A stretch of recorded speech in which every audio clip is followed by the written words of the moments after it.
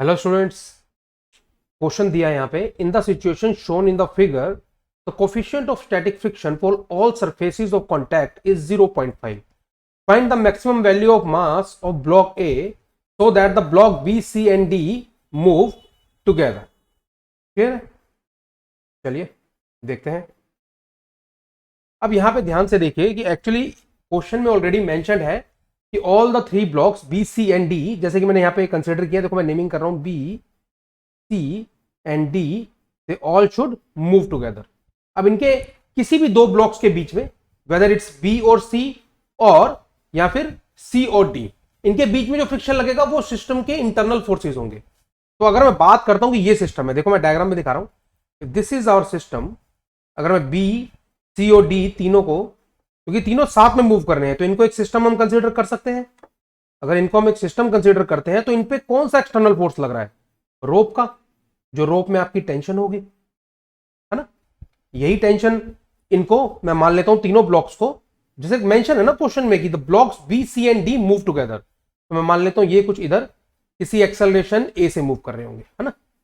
तो अगर ये इधर ए एक्सेलरेशन से मूव कर रहे होंगे तो जो ब्लॉक ए है वो भी ए एक्सेलरेशन से नीचे मूव करेगा, क्योंकि सिंगल स्ट्रिंग है। देखो क्वेश्चन के अंदर ऊपर जो डायग्राम बना हुआ है क्वेश्चन में, उसमें देखो आप, है ना। वहां पे भी मैं आपको एक बार एक्सप्लेन करता हूं। ये कोई टेंशन टी ऐसे लगेगी, यहाँ पे ए पे टेंशन टी ऐसे लगेगी।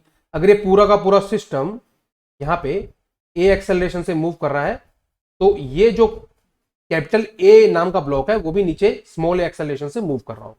तो ये बात तो हमें एकदम क्लियर है यहाँ पे, ये सिस्टम हमें एकदम क्लियर है यहाँ पे।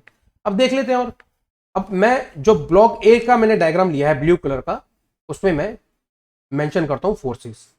तो कितना फोर्स लगेगा, मैं मास मान लेता हूं एम ए ब्लॉक का मास एम ए इंटू जी। इतना फोर्स नीचे लगेगा, टेंशन ऊपर की तरफ लगेगी, है ना।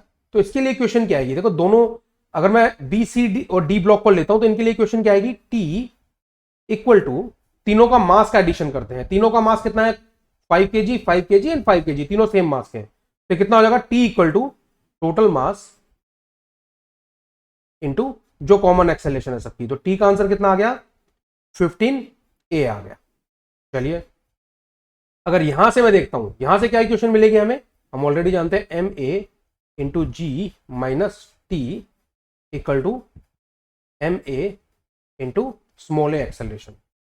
अब टी की वैल्यू जो है वो मैं इस इक्वेशन फर्स्ट से कितनी आई है? 15 ए आई है, उसको मैं यहां पुट कर देता हूं। ठीक है, तो आपका आंसर क्या आएगा? M A into ji minus 15 A, that is equal to mass of A into ए।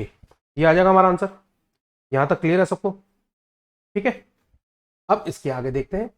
इसके आगे सॉल्व रीअरेंज करेंगे हम इसे जब हम रीअरेंज करेंगे तो हमें क्या मिल रहा है? M A into G equal to acceleration कितनी आ जाएगी? 15 प्लस एम ए। यही रीअरेंजमेंट होगा तो एक्सेलरेशन कितनी आ गई? एक्सेलरेशन आ गई आपकी M A into ji divided by M A plus 15। अब ये जो हमारी एक्सेलरेशन है इसको हम आगे यूज कर सकते हैं। देखते हैं इसका कहीं ना कहीं यूज तो होगा। अगर हमने निकाली है तो इसका कहीं ना कहीं यूज होने वाला है।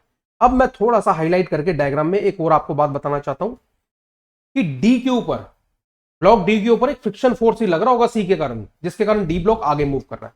ध्यान से देखो आप, सी ब्लॉक आगे की तरफ मूव कर रहा है, तो सी ब्लॉक पे जो दो सरफेस फ्रिक्शन लगेंगे, ध्यान से देखो मैं बना रहा हूं यहाँ पे, डी के कारण जो फ्रिक्शन सी पे लगेगा वो F1 पीछे की तरफ लगेगा, बी के कारण जो फ्रिक्शन लगेगा वो सी के बॉटम पे पीछे की तरफ लगेगा। तो उतना ही फ्रिक्शन अब सी भी बी पे कितना लगाएगा? F2 लगाएगा आगे की तरफ, और डी पे आगे की तरफ F1 लगाएगा। ये बात आपको क्लियर है फोर्सेस कैसे लिए?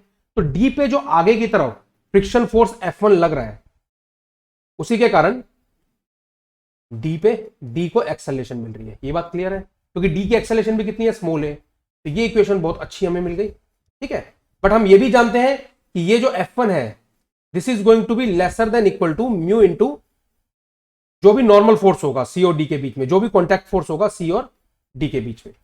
ये बात क्लियर है? ठीक है, तो F1 की दो इक्वेशन मिली, that F1 is equal to M into mass of D into A, और जो F1 है वो ऑब्वियसली लिमिटिंग से कम या लिमिटिंग के इक्वल उसकी वैल्यू होगी, क्योंकि F1 बेसिकली स्टैटिक फ्रिक्शन लग रहे हैं यहाँ पे। ठीक, तो इससे मैं ऐसे भी लिख सकता हूं ना इन दोनों इक्वेशन से एक लिखने का तरीका और हमें मिलता है, मैं ऐसे लिख सकता हूं d into A less than equal to mu into normal force. अब नॉर्मल फोर्स क्या होगा आप खुद सोचो। यहां पे अगर मैं बात कर रहा हूं डायग्राम में, देखिए आप ब्लू कलर का जो मैंने डी ब्लॉक बनाया है वहां पे क्या हो रहा होगा, डी को सी के कारण ऊपर नॉर्मल कुछ एन मिल रहा होगा, डी का जो नीचे एम डी इंटू जी एक्ट कर रहा होगा, है ना। तो नॉर्मल कितना मिल जाएगा आपको, एम डी इंटू जी। ये बात क्लियर है, कितना मिल जाएगा, एम डी इंटू जी। तो बात यहां से बिल्कुल क्लियर है students, M D cancel out हो जाएंगे और यहां पे हमें एक रिलेशन मिलेगी, acceleration is less than equal to mu g. अब यहां पे मैं क्या करने वाला हूं, इस इक्वेशन से एक्सेलरेशन की ऑलरेडी मैंने वैल्यू ऊपर निकाली हुई है, ये रही, है ना, उस वैल्यू को मैं यहां पे पुट करने वाला हूं। ठीक है, तो नेक्स्ट पेज पे करते हैं, नेक्स्ट पेज पे इसको सॉल्व करते हैं और थोड़ा नॉर्मल कर ले लेते हैं, M A into ji divided by M A plus 15, this is less than equal to mu g. ये बात क्लियर है, तो जी यहाँ पे कैंसिल आउट हो जाएगा। म्यू की वैल्यू में क्या गिवन है क्वेश्चन में, 0.5, देखो अंडरलाइन कर रहा हूँ क्वेश्चन में, 0.5 यहाँ पे दी हुई है। चलिए, तो एम ए अपॉन में plus 15 less than equal to 0.5, तो M A less than equal to multiply करेंगे 0.5 एम ए प्लस 7.5, ठीक है। तो यहाँ पे क्या आ जाएगा, 0.5 M A less than equal to 7.5, ये आ गया।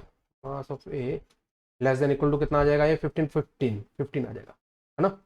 तो ए का मास ऑफ ए कितना आ गया, लेस देन इक्वल टू 15, यानी कि 15 हो सकता है, 15 से कम हो सकता है।